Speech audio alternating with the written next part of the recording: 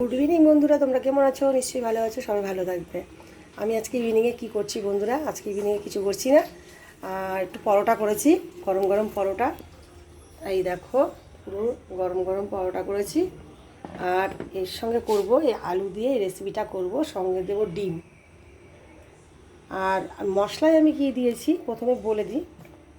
মশলাটা দেখো করে ফেলেছি, পেস্ট করেছি। আমি এখানে দিয়েছি অল্প একটু আদা, কিছুটা কাঁচা লঙ্কা, দুটো শুকনো লঙ্কা, একটু তেজপাতা, আর দিয়েছি একটু গোটা সাদা জিরে, আর দিয়েছি অল্প একটু গোটা ধনে, আর দিয়েছি মেন হচ্ছে এটা হচ্ছে মটর ডাল, অল্প একটু মটর ডাল অ্যাড করে আমি কিন্তু এটা পুরো পেস্ট করে নিয়েছি।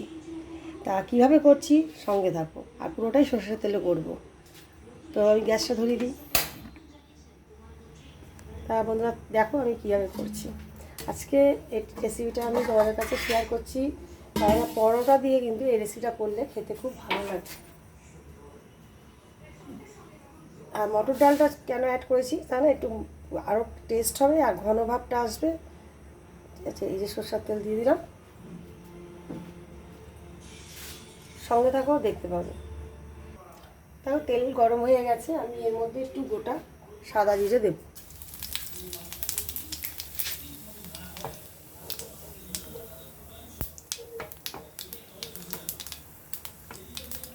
এবার আমি দিয়ে দেবো এর মধ্যে আলু।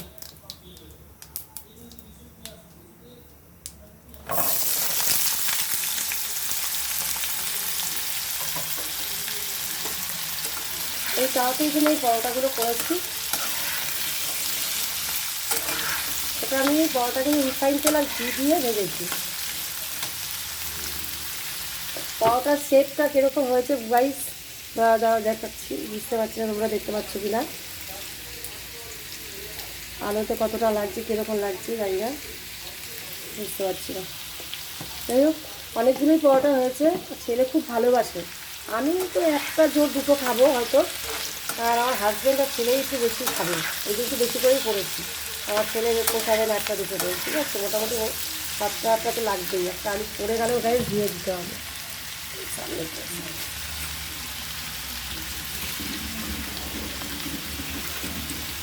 এর মধ্যে দিয়ে দেবো আমি লবণ আর হলুদ।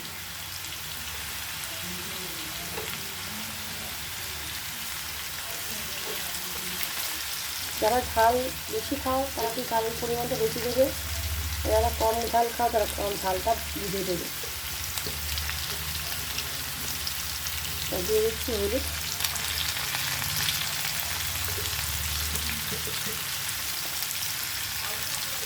যতটা হলুদ দিলাম, ভালো করে আলুর সঙ্গে এটা ভেজে নিতে হবে।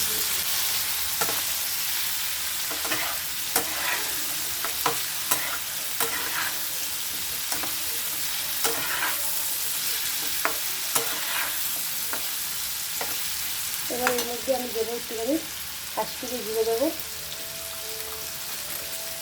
একটু কালারটা হওয়ার জন্য একটু দেবো, অল্প দেবো, হলুদও দিয়েছি, লাল লাল কালার হবে, ভালো লাগবে। যেহেতু পরোটা দিয়ে খাবে না, কালারটা একটু কালারফুল হলে বেশি ভালো লাগবে। আর একটু শুকনো লঙ্কার গুঁড়ো আমি অ্যাড করবো একটু ঝাল করার জন্য। তোমরা না দিলে কোনো অসুবিধা নেই। গোটা শুকনো লঙ্কা যদি তোমরা টেস্ট করো তাহলে তোমরা শুকনো লঙ্কার গুঁড়ো না দিলেও পারো, আর ঝাল একটু খেতে চাইলে পুরো দিতে পারো, অ্যাড করতে পারো, ঠিক আছে। এবার এটা আমি ভেজে নিয়েছি দেখো। এবার আমি এর মধ্যে দুটো ডিম ফাটিয়ে দিয়ে দেবো, সঙ্গে থাকো দেখতে পাবো। এই যে ডিমটা নিয়ে নিয়েছি, দেখতে পাচ্ছ, এই ডিম নিয়েছি, দুটো ডিম নিয়েছি, এখানে একটা আছে, দুটো ফাটিয়ে দিচ্ছি, সঙ্গে থাকো দেখাচ্ছি। তারপর ডিমটা কিন্তু আমি ফাটিয়ে দিয়ে দিয়েছি, বুঝতে পারছো।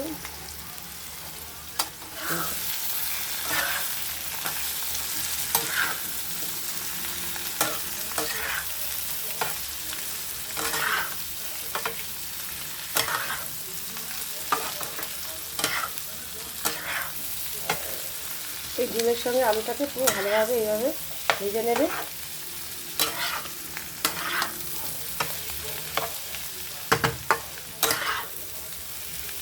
এইবার এবার এই যে মশলাটা আমি করে রেখেছি, এই মশলাটা কী কী দিয়েছি আরেকবার বলে দিচ্ছি। আদা দিয়েছি, কাঁচা লঙ্কা, শুকনো লঙ্কা, গোটা ধনে আর গোটা অল্প জিরে দিয়েছি, সাদা জিরে। আর দিয়েছি এর সঙ্গে আমি মটর ডাল আর একটা এলাচ, লবঙ্গ, অল্প একটু দারচিনি। এটাই পুরো পেস্ট করেছি। পেস্টটা কিন্তু আমি এর মধ্যে ঢেলে দিচ্ছি।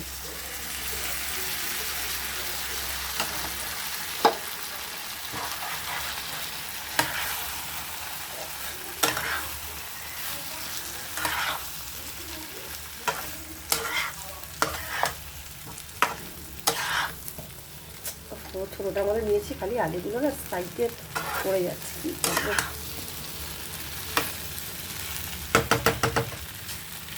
আলুগুলোকে একটু আবার ধুয়ে দিতে হবে, পড়ে গেলো।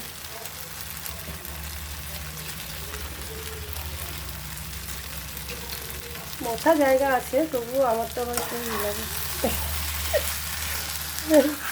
কী বলুন, গলাটাও বসে গেছে, কথা বলে কি হাসিও পাচ্ছে। এর মধ্যে আমার এই মশলাটা একটু জল অ্যাড করে মেয়ের মধ্যে জল দেবো।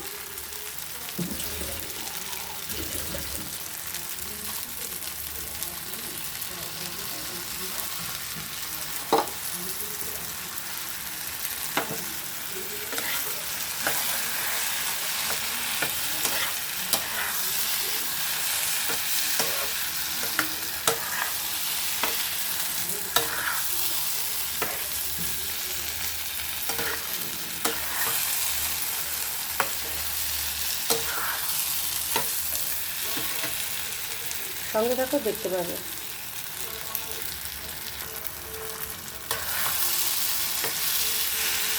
এবার এর মধ্যে আমি একটু গরম মশলা অ্যাড করবো।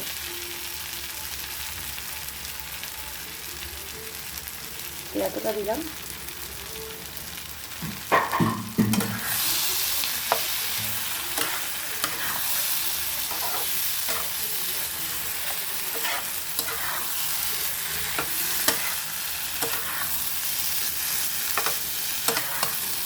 ভালো করে মশলার সঙ্গে কষিয়ে নিতে হবে, ভাজা করে নিতে হবে। তারপরে এর মধ্যে তুমি পরিমাণ মতো জল দেবে। একটু ঝোল ভালো লাগে না, সেই জলের পরিমাণটা আলুটা যতটা সেদ্ধ হতে লাগবে একটু সেই বুঝে দেবে। আলুটা কষানোতেই কিন্তু ভাজা হয়ে যাবে। আর এটা কিন্তু রুটির সঙ্গে কিন্তু দারুণ খেতে লাগে বন্ধুরা। আর আমি তাতে করেছি পরোটার সঙ্গে আরও জমে যাবে। কীরকম লাগছে নতুন ভিউয়ার্সদের ওয়েলকাম মধুমিতার চ্যানেলে। মধুমিতার সঙ্গে থেকেও সাপোর্ট করো। আমার ভিডিওটা একটু লাইক, কমেন্ট, শেয়ার।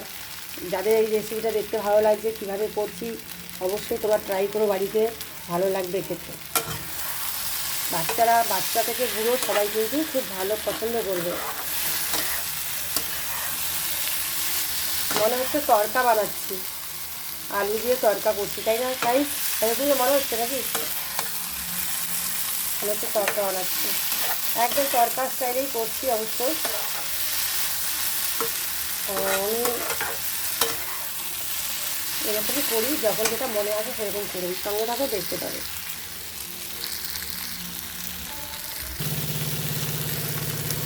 তো দেখো, এটা কিন্তু পুরো ভাজা হয়ে গেছে বন্ধুরা।